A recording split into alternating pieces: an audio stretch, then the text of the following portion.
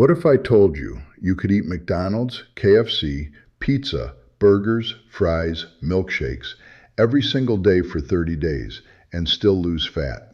Most people would immediately say, that's impossible. That's unhealthy. That's not how the human body works. But I wanted to test something different.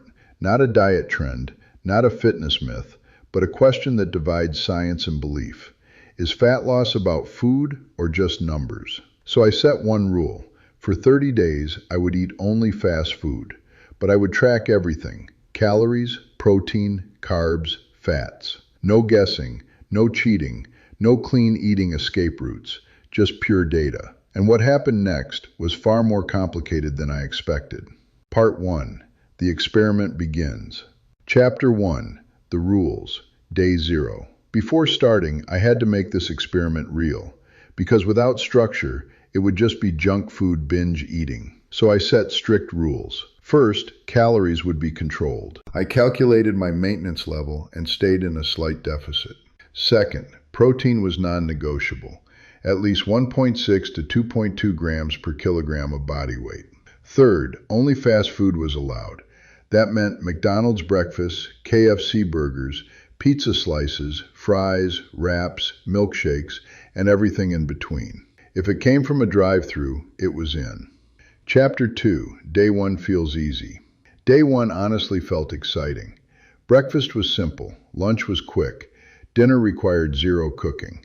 It felt like a cheat day, except it wasn't ending. But something subtle showed up very early. I wasn't physically full. I was mentally satisfied, but my stomach still felt like it wanted more. And that was my first warning sign. Fast food doesn't truly fill you. It stimulates you. Chapter 3. Day 3 Reality Check. By day 3, the excitement faded, and reality started to appear. Even though calories were perfect, something felt off. I noticed energy drops after meals, random hunger spikes, late-night cravings, constant thoughts about food. But this wasn't normal hunger. This was dopamine hunger. Fast food is engineered with salt plus fat plus sugar combinations that directly activate reward systems in the brain. And I started noticing something disturbing. The more I ate it, the more I wanted it. Chapter 4. The Calorie Paradox. Now here's where things got interesting. Even though I was eating fast food daily, and even though people would assume weight gain, my weight was actually going down. Why? Because calories still controlled the outcome. My intake looked something like 2,000 to 2,200 calories, high protein, moderate fats, high carbs. On paper, it was a fat loss diet, but the experience felt nothing like a normal diet. Chapter 5. Energy and Digestion Shift. By the end of week 1, my body started reacting. Energy wasn't stable anymore. I felt afternoon crashes, heaviness after meals, reduced workout motivation, slight digestive discomfort. Fast food is low fiber, low micronutrients, high refined oils. And my body was starting to show the cost. Even though I was losing weight, I didn't feel healthy. I felt like I was running on survival mode nutrition. Part 2. The Body Pushes Back. Chapter 1. Week 2 Scale Confusion.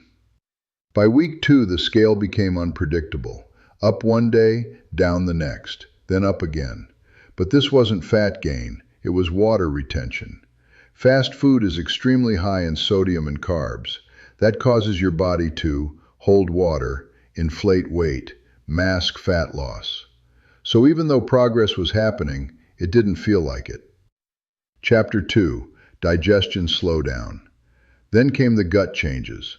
Bloating, slower digestion, irregular bowel movements, heavy stomach feeling. Why? Because fast food lacks fiber. Fiber is what keeps your digestive system moving. Without it, everything slows down.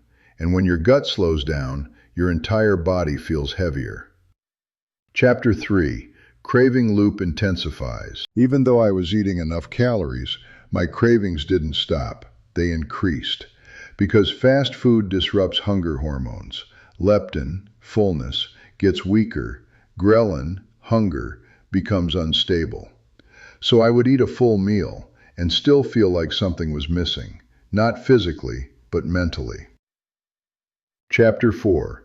Gym Performance Drops. By midweek 2, workouts changed. Same exercises, same effort, but lower performance. I noticed less strength endurance, faster fatigue, slower recovery. Because nutrition quality affects muscle recovery, inflammation levels, energy efficiency. Calories can maintain weight, but they don't guarantee performance. Chapter 5. Sleep quality declines. Even sleep started changing. Same hours, different recovery. I would fall asleep slower, wake up less refreshed, feel slightly fatigued in the morning. Because heavy processed meals at night force digestion instead of recovery. Chapter 6. The truth starts forming. At this point, a pattern became clear. Calories were controlling weight, but everything else was struggling. So the real realization began forming. Fat loss is not the same as feeling good. Part 3. The Final Week and Truth. Chapter 1. Week 3. Mental Fatigue. By week 3, something changed. Not my body first, my mind. Tracking every meal became exhausting. Food stopped feeling enjoyable. Even fast food started feeling repetitive. And that's when I realized this isn't sustainable, not mentally. Chapter 2. Final Fat Loss Results.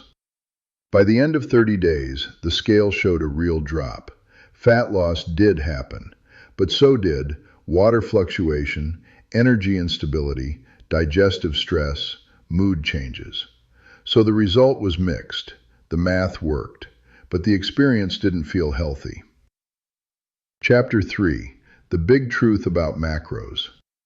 This experiment proved something important. Calories determine fat loss. That part is undeniable.